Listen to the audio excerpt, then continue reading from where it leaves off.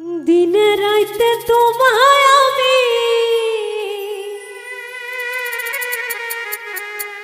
খুঁজা মরি রে আমার সোনা বন্ধু রে, তুমি কোথায় রইলা রে?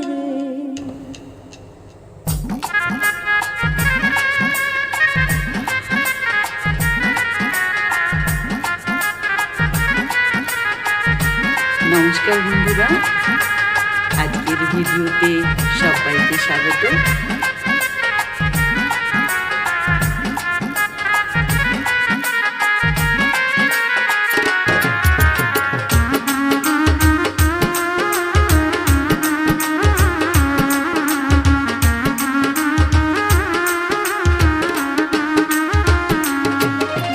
সোনা বন্ধু রে, তুমি কোথায় রইলা রে? আমার সোনা বন্ধু রে, তুমি কোথায় রইলা রে? দিনে রাইতে তোমায় আমি, দিনে রাইতে তোমায় আমি খুঁজা মরি রে। আমার সোনা বন্ধু রে, তুমি কোথায় রইলা রে? আমার সোনা বন্ধু রে, তুমি কোথায় রইলা রে?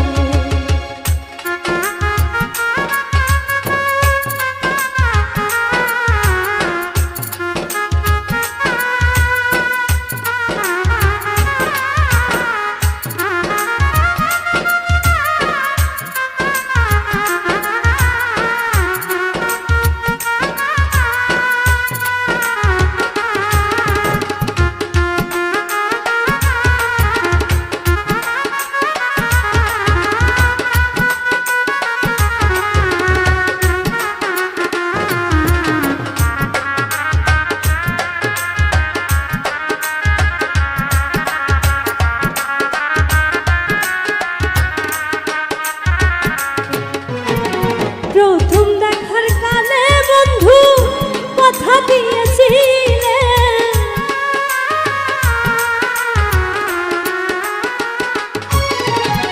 প্রথম দেখার কালে বন্ধু কথা দিয়েছিলে, ভুলিবে না মোরে,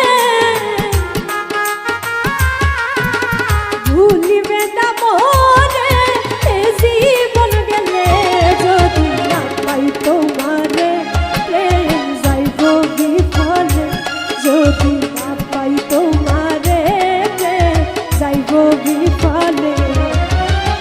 সোনার জীবন আঙ্গার হইব, সোনার জীবন আঙ্গার হইব তোমার লাইগা রে। আমার সোনা বন্ধু রে, তুমি কোথায় রইলা রে? আমার সোনা বন্ধু রে, তুমি কোথায় রইলা রে?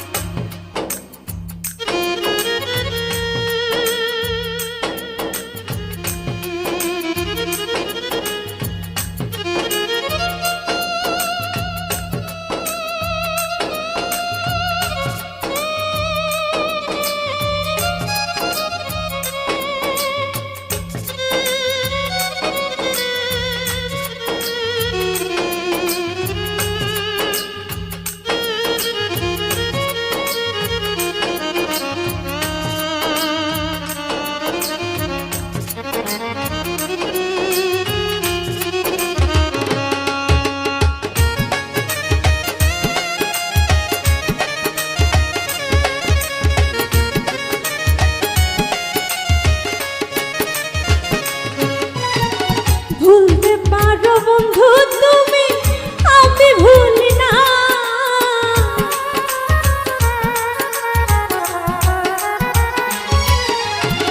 ভুলতে পারো বন্ধু তুমি, আমি ভুলি না। মরণকালে যেন বন্ধু, মরণকালে যেন বন্ধু একবার দেখা পাই, যদি পাই সেখানে প্রেম যাইব বিফলে, যদি পাই সেখানে প্রেম যাইব বিফলে। তখন কিন্তু বলবো আমি, তখন কিন্তু বলবো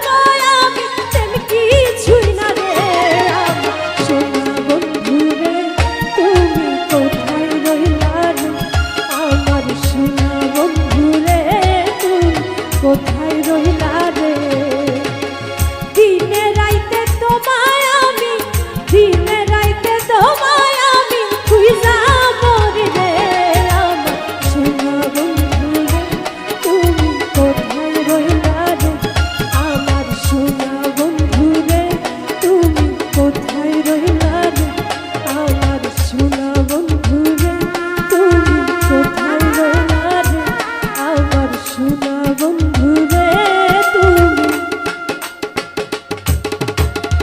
কোথায় রইলা রে। নমস্কার। রঙ্গিলাতে আজকের গল্প বিভূতিভূষণ বন্দ্যোপাধ্যায়ের লেখা অভিমানী। কাশী থেকে মুঘলসরাই এলাম একেবারে নিঃসম্বল অবস্থায়। এর 6 মাস আগে আমি মুঙ্গেরের পিসিমার বাড়ি থেকে কাশী আসি এমনি নিঃসম্বলে। মুঙ্গেরে পিসিমার বাড়িও এসেছিলাম নিঃসম্বলে, নিজের দেশ যশোর জেলার এক অজপাড়াগা থেকে। উদ্দেশ্য চাকরি খোঁজা। মুঙ্গেরে পিসিমায় ও পিস্তুত ভাইয়েরা আশা দিয়েছিল চাকরি জুটিয়ে দেবে। তারা তা পারেনি কিংবা করেনি। পিসিমা কেবলই স্তোক বাক্য দিতেন, থাকো না বাপু দুদিন, দেশ ছেড়ে এছো, জলে তো আর পড়ে নেই তুমি, এমন কিছু নয় যে তোমার ছেলে মেয়ে কাঁদছে। বলে আপনি আর কপনি, কিসের ভয় তোমার একটা পেটের জন্যে? না চাকরি জোটে পিসিমার কুঁড়েতে দুদিন রইলেই বা। একথা আমার ভালো লাগলো না। কেনই বা আমি পরের বাড়িতে বরাবর থাকতে আর খেতে যাব? তা হবে না। চাকরি না পাই চলে যাব এখান থেকে। চাকরি যদি না করব তবে দেশে কাকার সংসারে থাকলেই তো হতো। কিছুতেই যখন কিছু হলো না তখন একদিন কাউকে না বলে মুঙ্গের থেকে রওনা দিলাম। কাশী থেকে অবশ্যই পত্র দিয়েছিলাম পিসিমাকে আমি কাশী চলে এসেছি এবং ভালোই আছি, তিনি যাতে না ভাবেন। কাশীতে এই 6 মাস থেকেও কিছু জোটাতে পারিনি। ছত্রে ছত্রে খেয়ে বেরিয়েছি, যাত্রীদের মোটেগিরি করেছি, কখনো বা হোটেলে বাসন মাজার কাজ করেছি, কিন্তু স্থায়ী চাকরি কিছুই জোটাতে পারিনি। এখন এমন দশায় এসে পড়েছি যে আর কাশী থেকে কোনো লাভ নেই, খেতে পাবো না। আজ সকালে কাশী থেকে হেঁটে এসেছি মুঘলসরাই। বাংলাদেশেই ফিরব। সকালে এক মুঠো ছাতুর দলা খেয়ে পেট ভরে জল খেয়ে নিয়েছিলাম। সন্ধ্যের সময় ডাউন পার্সেল এক্সপ্রেসে উঠব ঠিক করে বসে আছি। অনেকে বললে ও ট্রেন নাকি ভিড় কম হয়। আগে 4-5খানা ট্রেনে ভিড়ের জন্য উঠতে পারিনি। ভুল করে একখানা মিলিটারি স্পেশালে উঠে বসেছিলাম। হাত ধরে জোর করে নামিয়ে দিয়েছে। তখন বেলা 2:30। বেজায় খিদে পেয়েছে। সন্ধ্যের বেশি দেরি নেই। আমি প্ল্যাটফর্মের এক প্রান্তে বসে আছি। আমার কাছেই প্ল্যাটফর্মের নিচে কয়েকজন পশ্চিমা লোক আটা মাখছে ও ডাল বাটছে। ওদেরই মধ্যে একজন আধবুড়ো লোক, রোগা কালো, মাথায় একটা ময়লা ন্যাকড়ার পাগড়ি জড়ানো, হিন্দিতে আমায় জিজ্ঞেস করলে, কোথায় যাবে? বাংলাদেশে। মকান? ওই বাংলাদেশেই। কোথায় এসেছিলে? আমি সংক্ষেপে ওদের কাছে আমার কাহিনী সব বললুম। ওদের মধ্যে আর একজন ছোকরা মতো লোক বললে, কিছু খাওনি সারাদিন? ছাতু খেয়েছি ও বেলা। এবেলা কি খাবে? হাতে পয়সা আছে কিছু? না। ওদের মধ্যে কি কথার বিনিময় হলো।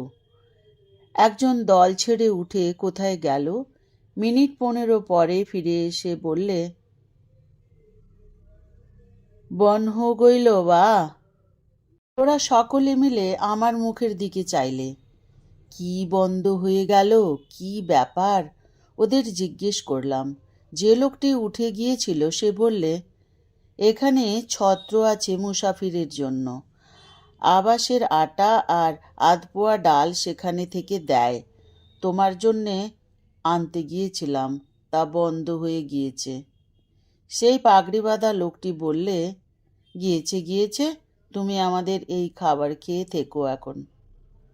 আমি বললাম, না না, তা হয় না, তোমরা খাও, তোমাদের খাবারে আমি ভাগ বসাবো না। ওরা সকলে একসাথে আপত্তি করলে। রামজির লীলা তিনিই আমাকে ওদের সঙ্গে পরিচিত করিয়েছেন। তারা যদি না দিয়ে খায় তবে ধর্ম থাকবে কোথায়?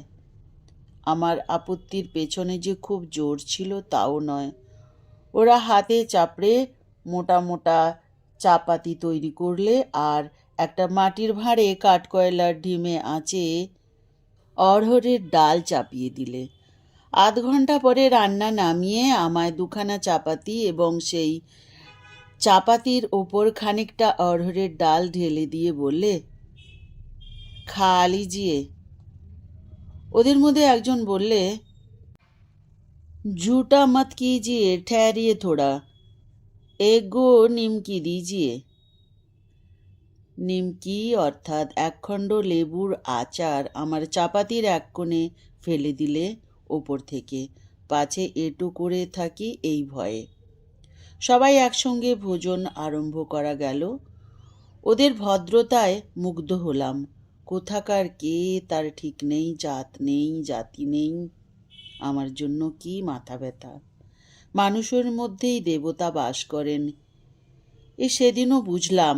এর আগে কাশীতে নিঃসম্বল অবস্থাতেও কয়েকবার বুঝেছিলাম।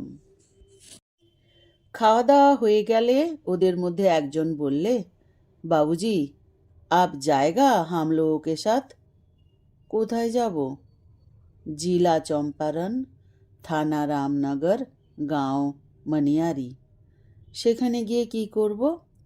তোমাকে আমরা থাকতে দেবো, খেতে দেবো, তুমি বাঙালি বাবু, আমাদের ছেলেদের ইংরেজি পড়াবে। বেশ, যাব।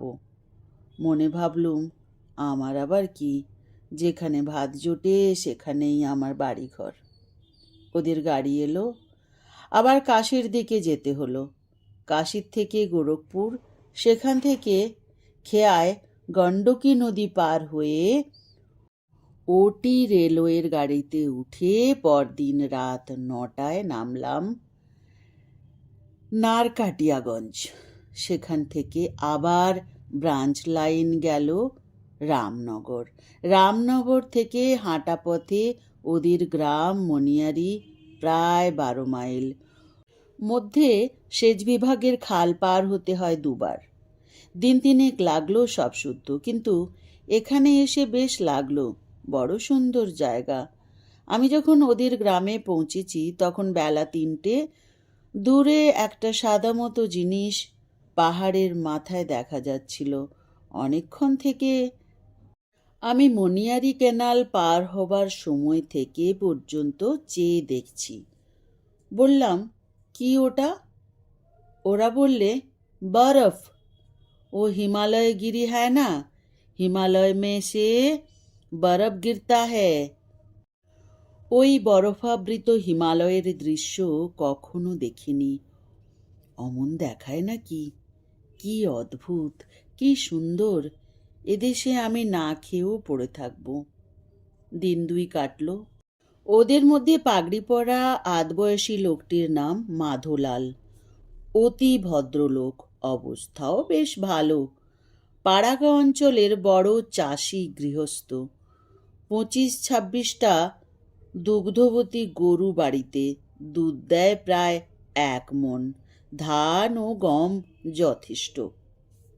মাধুলালের বাড়িতে ওর মেয়ে রাখনি আমার বড় যত্ন করে। কেমন সুন্দর মেয়ে, আর কি শান্ত মুখশ্রী! এদেশের সকলের মুখেই সারল্য ও নিষ্কলুষতার ছাপ। স্থানটি সভ্য জগৎ থেকে অনেক দূরে, হিমালয়ের পাদপ্রান্তে, অরণ্যভূমির প্রান্তদেশে। মাছ, মাংস, ডিম মেলে, তবে এখানে মাছ বা মাংস সাধারণ লোক খায় না। দুধ, ঘি প্রচুর। আগের চেয়ে এখানে এখন আকরা হয়ে গেলেও অনেক দেশের তুলনায় যথেষ্ট সস্তা। এখানে এসে যেন একটা অদ্ভুত মায়ারাজ্যে এসেছি বলে মনে হলো। যেমন সকালের রোদে, তেমনি বিকেলের রাঙা সূর্যালোকে দূরের তুষারাবৃত হিমালয় কি অদ্ভুত দেখায়। আমি গ্রাম থেকে বেরিয়ে বেড়াতে বেড়াতে বনের ধারে পাহাড়ি নদী কুশমাইয়ের ধারে শিলাখণ্ডে বসে থাকি। নদীটার ভালো নাম কি কুসুমবতী? এ যদি হয় তবে ওর নাম সার্থক বটে। কত কি পুষ্পিত বনলতা ও গাছ যে ঝুঁকে পড়েছে কাঁচ স্বচ্ছ জলের ওপর, যেখানে সেখানে শিলাখণ্ড ছড়ানো। যেখানে খুশি বসে থাকো। খুব বড় শিলাখণ্ড আছে যার ওপর ৮-১০ জন লোক স্বচ্ছন্দে বসে থাকতে পারে। সেখানে ছায়ায় বসতাম আপন মনে। ঘন জঙ্গল ও দূরের তুষারাবৃত শৈলশৃঙ্গের চেয়ে কত আর কি ভাবতাম নির্জনে। খেতে পেতাম না কাশিতে, তবে আগেও কাকার সংসারে কি হেনস্থা, কি লাঞ্ছনা না গিয়েছে। হাতে পয়সা না থাকলে সবাই নিচু চোখে দেখে। এখানে এসে আনন্দ পেয়েছি, শান্তি পেয়েছি। মাধোলাল আমায় ছেলের মতো যত্ন করে। আমি ওকে কাকা বলে ডাকি। এ কাকা আর আপন কাকার কি তফাৎ তাই ভাবি। ২-৪টি ছেলে মেয়েকে ইংরেজি পড়াই। সারা গ্রামে মুন্সি চমনলাল আর আমি এই দুটি মহাজ্ঞানী পণ্ডিত ব্যক্তি বিদ্যমান। বাকি যারা, তারা কায়াক্লেশে নাম সই করতে পারে। রাখুনি সন্ধ্যায় বলে, বাঙালি বাবু, আমি আজ তোমার জন্যে ভাওরা পাকাবো, খাবে তো? সে কি, ভাওরার নাম শোনোনি? রাখুনি খুব অবাক হয়ে যায়। এ আবার কোন দেশের লোক যে ভাওরার নাম শোনেনি? সে হাত নেড়ে দেখিয়ে বললে, আটার হয় এমনি গোল গোল, ঘুঁটের আগুনে পোড়াতে হয়, ঘি জবজবে আলুর চোখা দিয়ে খেতে হয়। আলু ভাতে দিয়ে ভালো লাগে? খুব, খেয়ে দেখো। আর বাঙালি বাবু, কি তুমি বাপজিকে বলো তোমার কাছে আমি আংরেজি পড়ব, আজই বলবো। তারপর রাখুনি আমার সঙ্গে বসে গল্প করে। বাঙালি বাবু, এখানে থাকো, কোথাও যেতে দেব না। মাঠা খাওয়াবো, ছাতুর লাড্ডু খাওয়াবো, মালাই মিঠা খাওয়াবো। তা না হয় খেলাম, কিন্তু মাছ, মাছ না খেলে বাঙালির শরীর টিকবে কদিন? রাখুনি খিলখিল করে হেসে ওঠে। ঝকঝক করে ওর মুক্তোর মতো দাঁতগুলি। ১৪-১৫ বছরের সুশ্রী মেয়ের মুখের প্রাণখোলা হাসি। বলে, মছলি কত আছে কুসমাইয়ে? পাটনভঙ্গির নহরে মাছ ধরতে যাবে? সে গভর্নমেন্টের খাল, সেখানে ওদের লোক বসে আছে, মাছ ধরতে দেবে না। আমি ধরব, তোমাকে ধরে দেব। মেয়ে মানুষকে নহরের চৌকিদার কিছু বলবে না। এবার আমি হেসে ফেলি। বললাম, গভর্নমেন্টের চৌকিদার মেয়ে পুরুষ বাঁচবে না। চুরি যে করে তার আবার মেয়ে পুরুষ। দুজনেই খুব হাসি। আমোদ লেগেছে দুজনেরই। রাখুনি এত ভালো মেয়ে, তার আপন পর জ্ঞান ছিল না। আমি ওদের বাড়িতে কেউ না, অন্নদাস বলা যেতে পারে। রাখুনি কিন্তু আমাকে বড় আপনার জন ভাবত। তার সর্বদা চেষ্টা ছিল যাতে আমি অভুক্ত না থাকি, খেয়ে আমার পেট ভরে। এজন্য আর কত যত্ন তার, কত অসম্ভব হাস্যকর প্রয়াস। আমি বলতাম, রাখুনি, আমি বিদেশি লোক, আজ এসেছি কাল চলে যাব। তুমি আমাকে অত ভালোবাসো কেন? আমি চলে গেলে কষ্ট পাব। রাখুনি বলতো, ইস, চলে যাবে বই কি, তবে কি, বিয়ে করব তোমাকে, দুজনে বাস করব আমাদের বাড়ির পাশে। চলবে কি সে? বাবার কাছ থেকে আমি জমি চেয়ে নেব, তুমি জমি চাষ করবে। ওইটুকু মেয়ের কি বুদ্ধি! আমি এমনি হেসে ফেললাম। এর মধ্যে সব ঠিকঠাক করে বসেছে। রাখুনিকে আমারও বড্ড ভালো লাগতো। ওর স্নেহ যত্ন ভোলবার নয়। অবশ্যই ওর বাবাও খুব ভালো। একদিনের জন্য আমার প্রতি তার অযত্ন দেখিনি। আমি ওখানে মাস ছয়েক থাকবার পরেই একটা ঘটনা ঘটল। একদিন সন্ধ্যের সময় বেরিয়ে এসে দেখি বাড়ির সকলের ব্যস্ত চঞ্চল ভাব, মুখ গম্ভীর। শোনা গেল মাধুলালের স্ত্রীর প্লেগ হয়েছে। প্লেগকে ওখানকার লোক বড্ড ভয় করে। বাড়িতে লোকজন আসা বন্ধ হয়ে গেল। গ্রামের চৌকিদার 11 মাইল দূরবর্তী থানায় খবর দিতে ছুটলে পরদিন সন্ধ্যায় মাধুলালের স্ত্রী মারা গেল। মাধুলালকে ধরল প্লেগে। তৃতীয় দিনে মাধুলালও মারা গেল। একই সঙ্গে মাধুলালের এক বৃদ্ধা পিসিও দেহ রাখলেন। 6-7 দিনের মধ্যে মাধুলালের বাড়ির সকলেই কাবার হলো, রাখুনি বাদে। প্লেগ তখন আশেপাশের 2-1টি বাড়িতেও ধরেছে। ইতিমধ্যে একদিন ডাক্তার এসে সকলকে প্লেগের টিকেও দিয়ে গেল। বেঁচে গেলাম আমি ও রাখুনি। আধমরা অবস্থায় বাঁচা। আমার তখন কোনো জ্ঞান চৈতন্য নেই। এমন অবস্থা, এমন দুর্দিনের মুখ কখনো দেখিনি। প্রতি মুহূর্তে মৃত্যুর সম্মুখীন হয়েছি। মৃত্যুর সে কি করুণ দৃশ্য দেখেছি চোখের সামনে। রাখুনিকে নিয়ে আরও মুশকিল। তাকে সান্ত্বনা দেব কি? নিজের চোখের জল থামে না। যখন সব মিটে শেষ হয়ে গেল, প্লেগ থামল, তখন ওদের বাড়িতে আমি আর রাখুনি আর ভক্তদাস বলে ওদের এক পুরনো চাকর, এই 3 জনে টিমটিম করছি। কয়েকদিন কেটে গেল। সরকারি লোকেরা এসে ঘর দৌড় ধুঁয়ো দিয়ে, ওষুধ ছড়িয়ে দিয়ে, পুরনো কাপড় চোপড় পুড়িয়ে দিয়ে গেল। আমার আর ভালো লাগছে না। কিন্তু রাখুনিকে নিয়ে কার কাছে ফেলে যাই? এখান থেকে বেরিয়ে পড়তাম। এই রাখুনি হয়েছে মহা সমস্যা। এ আবার কি বিষম বন্ধনে ভগবান আমায় জড়ালেন তাই ভাবি। বেশ ছিলাম স্বাধীন, খাই না খাই, কোনো বন্ধন বা দায়িত্ব ছিল না। গ্রামের লোক বলে তুমি রাখুনিকে বিয়ে করে ওদের বাড়ি থাকো। অবস্থা ওদের সত্যিই ভালো। যথেষ্ট জমি জমা, গরু বাছুর, গোলা ভরা ধান, গম, যব, সর্ষে, এসবের মালিক হয়ে থাকা বড় কম কথা নয়। ভেবে দেখো বাঙালি বাবু, এ বড় চারটিখানি কথা নয় আজকার দিনে। রাখুনি, তার কথা কি বলবো? সে তো আমাকে বেশ ভালোবাসে। দিন রাত কান্নাকাটি করে, আমি তাকে বোঝাই, সান্ত্বনা দিই। একদিন রাত্রে হলো কি, সেই কুসুমবতী নদীর ধারে বসে আছি। রাত বেশি নয়, সবে সন্ধ্যা হয়েছে। খুলি খুলি অন্ধকার, ঘন গাছের তলায়।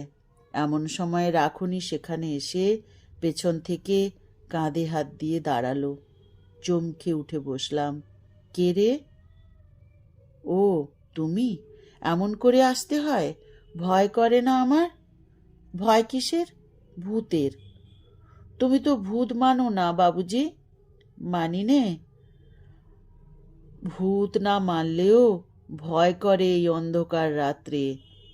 বসো রাখনি, একটা কথা। ও বসলো আমার পাশে। বসে বলল, কি? আমি ভাবছি এখান থেকে চলে যাব। অনেক দিন হলো এসেছি। যাবে? আর আমি? আমাদের বাড়িঘর? ভক্তদাস তো রইল, ও তোমার দেখাশুনো করবে। আমিও মাঝে মাঝে সময় পেলে এসে দেখে যাব। আমি যাব তোমার সঙ্গে। কোথায় যাবে? তাছাড়া ঘর বাড়ি, গরু বাছুর, গোলা, জমি জমা এসব কি হবে?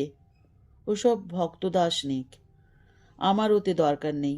সত্যি বলছি বাউজি, কি হবে গরু বাছুর আর ঘরদোর? তুমি যাকে হয় বিলিয়ে দিয়ে দাও, আমি এখানে থাকবো না, আমার ভালো লাগবে না। কথা শেষ করে ও মিনতির সুরে আমার হাত দুটি ধরে বলল, আমায় ফেলে কোথাও যেও না বাবুজি, বলো যাবে না।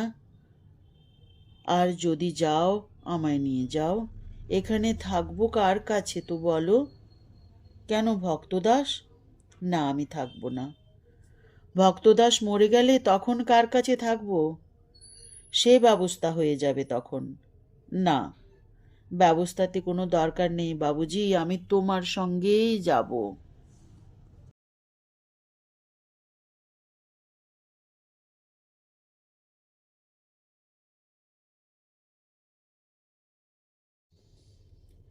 আমি পড়ে গেলাম মহা ফাঁপড়ে ওর কথা শুনে।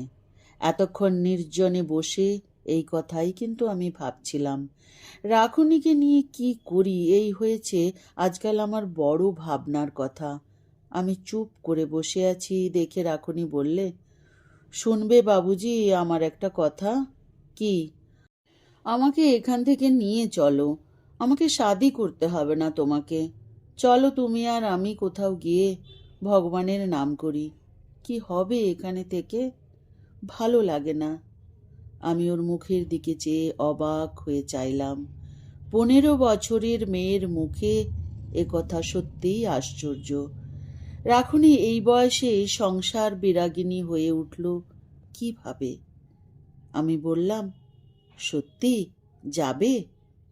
ও জোর করে বললে, নিশ্চয় যাব, নিয়ে চলো আমাকে। এখানকার বিষয় আশয় বিলিয়ে দাও কাউকে, নয়তো ভক্তদাসকে দাও, ও থাকুক এ বাড়িতে, ভগবানের নাম করিগে চলো। গেলাম একদিন সত্যিই ওকে নিয়ে। গণ্ডক নদী পার হয়ে গোরখপুর হয়ে কাশী। সঙ্গে ছিল প্রায় 500 টাকা আর রাখনির মায়ের অনেক সোনার গয়না। কাশী থেকে গেলাম হরিদ্বার।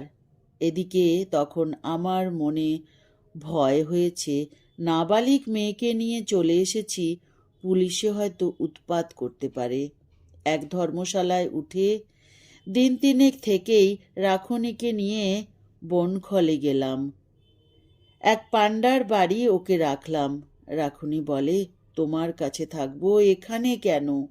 তুমি জায়গা ঠিক করো, আমরা দুজন সেখানে থেকে ভগবানের নাম করব। দিন দিন একটা আশ্চর্য ব্যাপার লক্ষ্য করতে লাগলাম। হরিদ্বারে এসে পর্যন্ত ভগবানের পথে যাবার জন্যে ওর প্রাণ ব্যাকুল হয়ে উঠতে লাগলো। এক বাঙালি সাধুর সঙ্গে খুব আলাপ হয়ে গেল গঙ্গার ধারের ঘাটে। তার নাম স্বামী বাসুদেবানন্দ। তার আশ্রমেও আমরা গেলাম। বনখোলে গঙ্গার ধারে একটা পুরনো দোতলা বাড়িতে তিনি থাকেন। স্থানটি নির্জন, বাঁধানো ঘাট, পুরনো বাড়ির নিচেই পুরনো মন্দির, ঘাটের ওপরেই। কিভাবে আলাপ হলো তা বলি। আমরা সেই পুরনো ভাঙা ঘাটে গিয়ে বসেছিলাম সন্ধেবেলা। ওপারে কি একটা পাহাড়, পরে নাম শুনেছিলাম চণ্ডীর পাহাড়। রাখুনির বেশ গলা, ও গুনগুন করে গান করে বাবার মুখে শোনা একটা রামজির ভজন গাইতে থাকলো। আবার দেখি ওর চোখ ছলছল করছে। বললাম, রাখুনি আর একটু জোরে গাও, বেশ লাগছে। না, গাইব না। মার খাবে জোরে না গাইলে।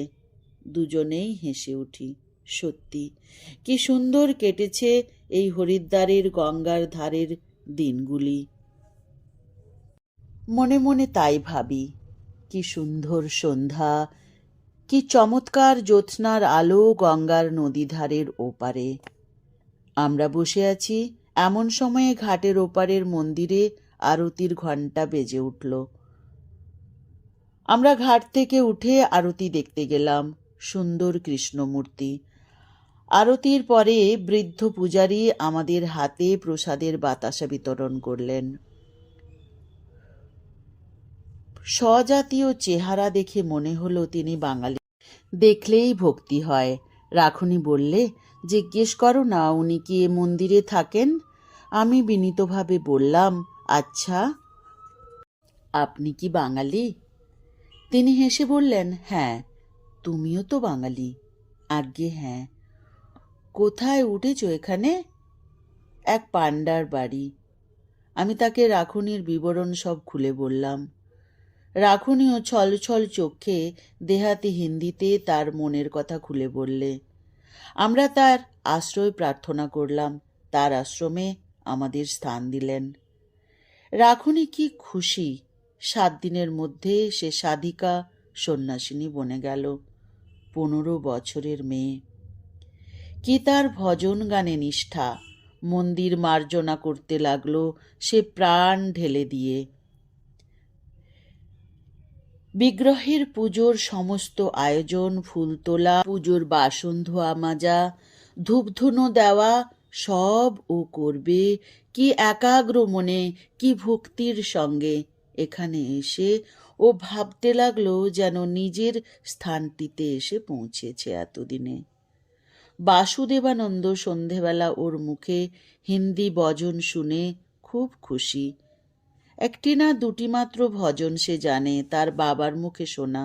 তার মধ্যে একটি হলো তুলসীদাসের পঙ্গু চরে গিরিপর, গহন মুখ করে বাচাল। বাসুদেবানন্দ ওর পিঠ সস্নেহে চাপড়ে বলতেন, পাগলি, আর জন্মে তুই ব্রজের গোপী ছিলি। এই বয়সে এত কৃষ্ণভক্তি এলো কোথা থেকে তাই ভাবি। তার ফুলের মতো পবিত্র বালিকা মনটি সর্বদা উন্মুখ হয়ে থাকে এতটুকু ভক্তির আলো পাবার জন্য। মন্দিরের বিগ্রহের অমন প্রাণ ঢালা সেবা দেখে স্বামীজি নিজেই মুগ্ধ হয়ে গেলেন। রাখুনির চেহারা দিনে দিনে বদলাচ্ছে।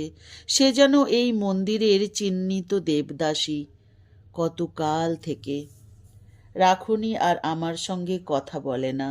দিন দিন সে মন্দিরের কাজে নিজেকে বিলিয়ে দিচ্ছে। ও দূরে সরে যাচ্ছে ক্রমশই আমার কাছ থেকে। একদিন ওকে বলি, রাখুনি, আমি ভাবছি এখান থেকে চলে যাব। ভেবেছিলুম ও বোধহয় বলবে আমাকেও নিয়ে চলো, কিন্তু ও নির্বিকার হয়ে বলল, কবে? 2-1 দিনের মধ্যেই। আবার কবে আসবে? দেখি। এতেও ও কিছু বললে না। রাখুনির মন অন্যদিকে চলে গিয়েছে। আমায় আর ও চায় না। বড় দুঃখ হলো মনে। মনে পড়ল কুসুমবতীর তীরে সেই সব সন্ধ্যের কথা। কি মধুর হয়েই আছে সেইগুলি স্মৃতির মনের কোণে। কত দূরে চলে গিয়েছে সে সব দিন। আর কোনো দিনও ফিরবে না। বেশ বুঝতে পারি আর ফিরবে না।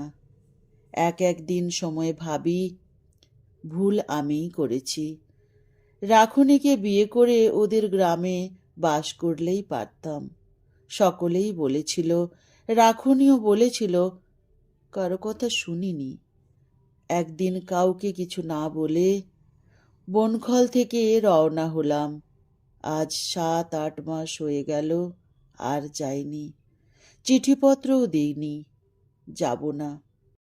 আশা করি রাখুনি সুখী হয়েছে।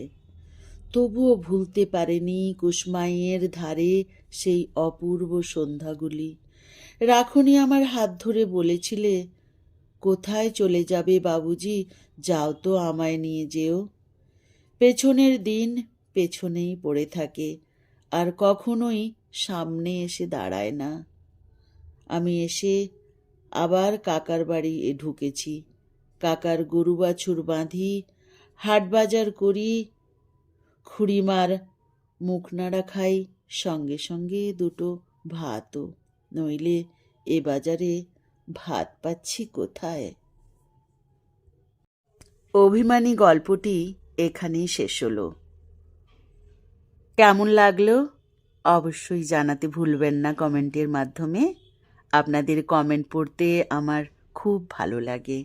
আসি তাহলে, আবার অন্য কোনো স্বাদের গল্প নিয়ে উপস্থিত হব। ভালো থেকো।